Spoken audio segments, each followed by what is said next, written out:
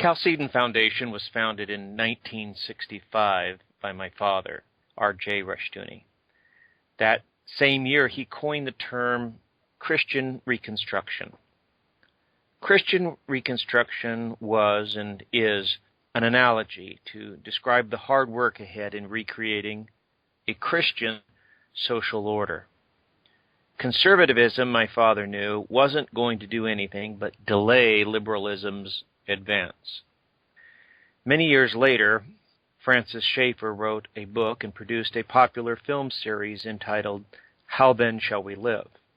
It was a good analysis of the decline of Christianity in the West, but it offered no real answer to the question it proposed. Much more recently, a popular film series titled The Truth Project tried to again analyze the collapse of Christian influence in our society. Its attempt was even weaker. And in the final episode, the host asked aloud what was to be done with the information presented. He looked at his small audience and said, very deliberately, "I don't know." Therein lies the problem of modern Christianity. We have so personalized the gospel, and we have made the Christian life dependent on subjective obedience, that we have lost the ability to objectively address the question of how we should live and what Christianity looks like in society. Our personalized faith has made it a private and subjective faith that cannot say to the world, "Thus saith the Lord." Another term popularized by Chalcedon is theonomy. Theonomy means God's law. If we can extend the building analogy, the means of Christian reconstruction is to follow the blueprints. We reconstruct by following God's blueprint, which is His law. Theonomy is key to Christian reconstruction because nothing will go right if it is based on disobedience to God. When theonomy asks questions like, how shall we live?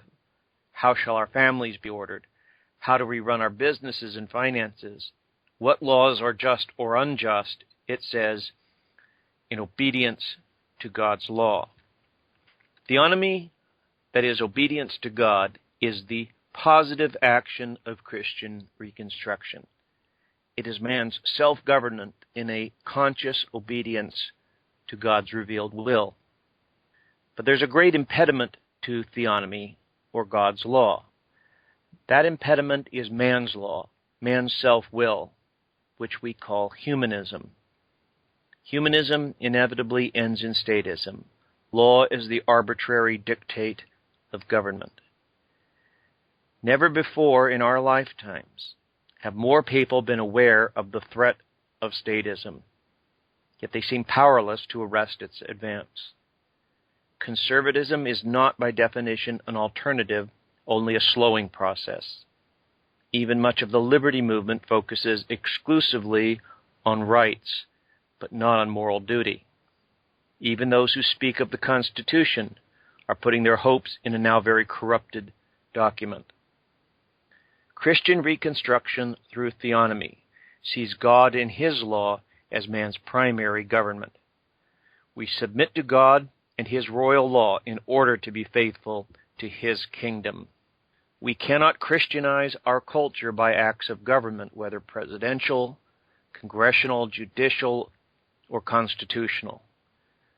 We can Christianize our culture only by the gospel of Jesus Christ. But lawless Christians will not change anything, not even their families, as is too often the case in the modern church.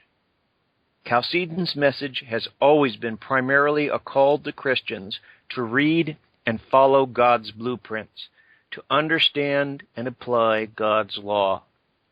Chalcedon's message has always been one about the far-reaching impact of regeneration, one that causes man to be changed by God so that man can serve in newness of heart. Christian reconstruction is really about the application of the faith to life and thought. Chalcedon is the only Christian organization specifically dedicated to the big picture, to Christian reconstruction in terms of God's law, as the only basis for blessing in personal, family, vocational, community, national, and cultural life. There is man's way, and there is God's way. Man's way has led us to statism and cultural degeneracy. Please help Chalcedon proclaim God's way as the way of obedience and blessing. Thank you.